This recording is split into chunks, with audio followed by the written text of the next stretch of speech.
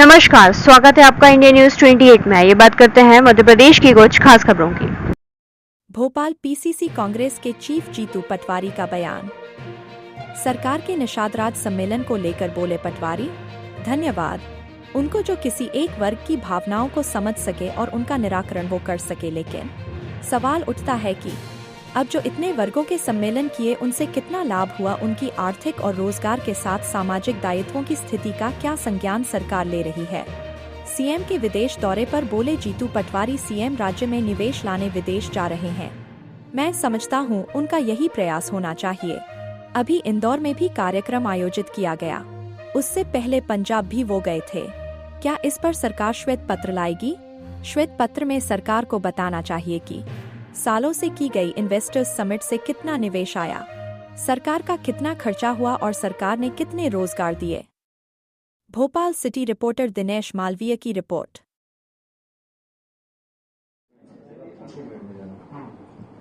सत्ता का मद क्या होता है, ये बार बार भारतीय जनता पार्टी के नेता जनता के सामने प्रदर्शित कर रहे हैं। पूरे प्रदेश की रोडों के खस्ता हाल है, करप्शन की भेंट चढ़ गई। वो चाहे ब्रिज की बात हो, चाहे नेशनल हाईवे की बात हो, चाहे राज्य हाईवे की बात हो।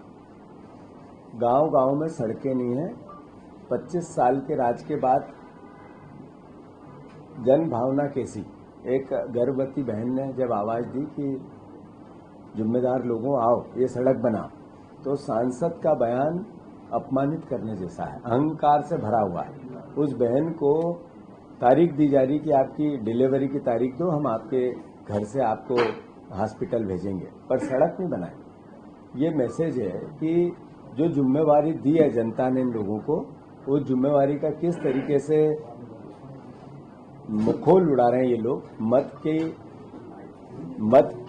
का जन भावना के खिलाफ जिस तरीके से वक्तव्य आ रहे हैं, मध्य प्रदेश की कानून व्यवस्था हो या मध्य प्रदेश की राजनीतिक व्यवस्था हो, चिंताजनक है। मैं फिर से आदरणीय मुख्यमंत्री जी, आपके मंत्रियों के जवान पे लगाम लगा और जो दायित्व है वो निभाओ। जो सड़कों के हालात हैं, मैं मानता हूं कि मध्य प्रदेश में आपके भ्रष्टाचार चिल्ला चिल्ला कर चीख कर पुकार रहा है कि ये 50% कमीशन की सरकार है, और मैं मानता हूं कि ऐसे में जो वेंडेटा पॉलिटिक्स आप लोग कर रहे हो, ये जनता भी इससे ग्रसित हो रही है। राजनीतिक दल के व्यक्ति ने कुछ कहा, एफआईआर लिखाएंगे। अगर जनता ने कुछ कहा तो उसको भी डराएंगे। मैं समझता हूं इस तरह का लोकतंत्र नहीं चल सकता। ये नरेंद्र मोदी का नया भारत हो सकता है, प्राचीन भारत की सभ्यता और परंपरा का लोकतांत्रिक व्यवस्था का हिस्सा नहीं। को देखते हुए धन्यवाद उनको कि किसी भी एक ऐसे वर्ग को जिनकी भावनाओं को समझ सके और उसका निराकरण कर सके, ऐसा ही मुख्यमंत्री का काम होता है, दायित्व होता है। सवाल ये है कि इससे पहले इस तरह के सम्मेलन हुए, उससे कितने लोग लाभान्वित हुए। सवाल ये है कि सामाजिक संगठनों के सम्मेलन करने के साथ साथ क्या उनकी आर्थिक स्थिति, उनके रोजगार की स्थिति, उनके सामाजिक दायित्व, इनकी स्थिति का क्या सरकार संज्ञान ले रही है क्या? मैं समझता हूं फिर से कि जब वो बात करती है लाडली बहना की, तो बात करनी पड़ेगी कि 1500 रुपये हर महीने के आपने बहन के चोरी कर रहे हैं, सरकार दे नहीं रही है। सरकार ने गुमराह किया बहन को। नए पंजीयन नहीं होना, ये अपने आप में ये मैसेज है कि हमारे पास आर्थिक स्थिति खस्ताहाल है। मोहन यादव जी विदेश जा रहे हैं, विदेश में निवेश लाने की बात कर रहे हैं।